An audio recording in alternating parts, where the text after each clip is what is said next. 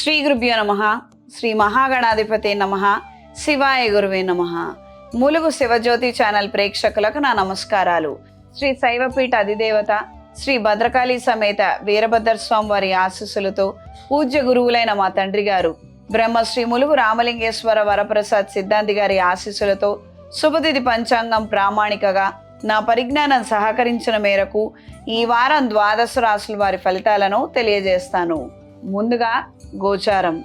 మేషరాశిలో శుక్రుడు, మిథున రాశిలో గురువు, సింహరాశిలో కేతువు, కుంభరాశిలో రాహువు, మీనరాశిలో చతుర్గ్రహ కూటమి రవి, బుధుడు, కుజుడు, శనేశ్వరుడు.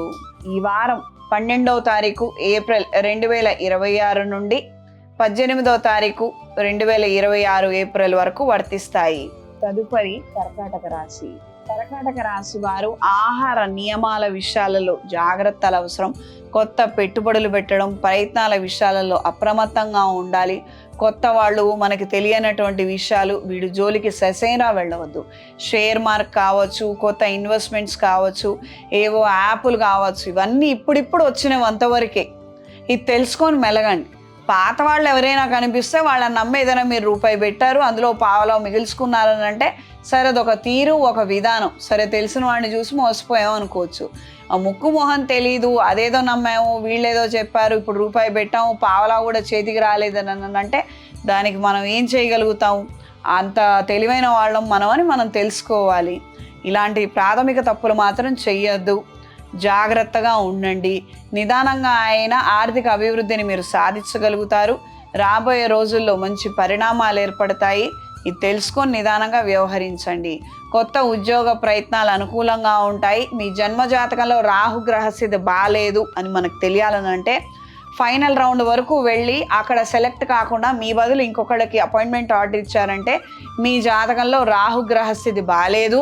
మీ జాతకంలో దశమ స్థానాధిపతి పరిస్థితి బాగాలేదు. మీ జాతకంలో రాహు గ్రహస్థితి బాగాలేదు, దశమ స్థానాధిపతి స్థానం బాగాలేదు. అంటే ఆయన ఇవ్వవలసినటువంటి మంచి ఇవ్వటం లేదు, చెడిస్తున్నారన్నది అర్థం చేసుకోండి. ఈ వారం పరిహారం. మనకి తెలియదు జాతకంలో ఏముందో ఏం లేదో. ఆ దశలు, అంతర్దశలు, అంతరాంతర్దశలు మారుతూ ఉంటాయి ప్రతి 6 మాసాలకి 3 మాసాలకి పరిస్థితిని బట్టి, ఆ దశని డ్యూరేషన్ని బట్టి. మరి మనం ఎలా తెలుసుకోవాలి? ఏదైనా రెమెడీ ఎలా చేసుకోవాలంటే నవగ్రహాల ప్రదక్షిణ చేసుకోండి. 8 గ్రహాలకు ఆవుపాలతో అభిషేకం చేసి 9వ గ్రహమైనటువంటి శనేశ్వరుడికి నువ్వుల నూనెతోటి తైలాభిషేకం జరిపించండి. ఈ విధంగా చేయడం వలన ఏ గ్రహం ఎక్కడ ఉన్నా కూడాను ప్రస్తుతానికి మీకు అదృష్టం వరించే విధంగా మంచి పరిణామాలు ఏర్పడతాయి. ఎందుకు? ఈ చతుర్గ్రహ కూటమి భాగ్యస్థానంలో ఉంది, దశమ స్థానంలో శుక్రుడు ఉన్నాడు. దీనివలన మంచి జరిగే అవకాశం ఉంది. కాబట్టి ఈ వారం 10 రోజులు ఈ పని చెయ్యండి. మీకు ఏవైనా ఆగిపోయినవి ఉంటే కనుక అవి కదులుతాయి, మంచి జరుగుతుంది. ఈ రాశిలో జన్మించిన స్త్రీలకు సొంత ఉపాధి నిమిత్తం ధనం ఎక్కువగా వచ్చే అవకాశం ఉంటుంది. కొత్త వ్యాపార రీత్యా ధనం ఎక్కువ వచ్చే అవకాశం ఉంటుంది.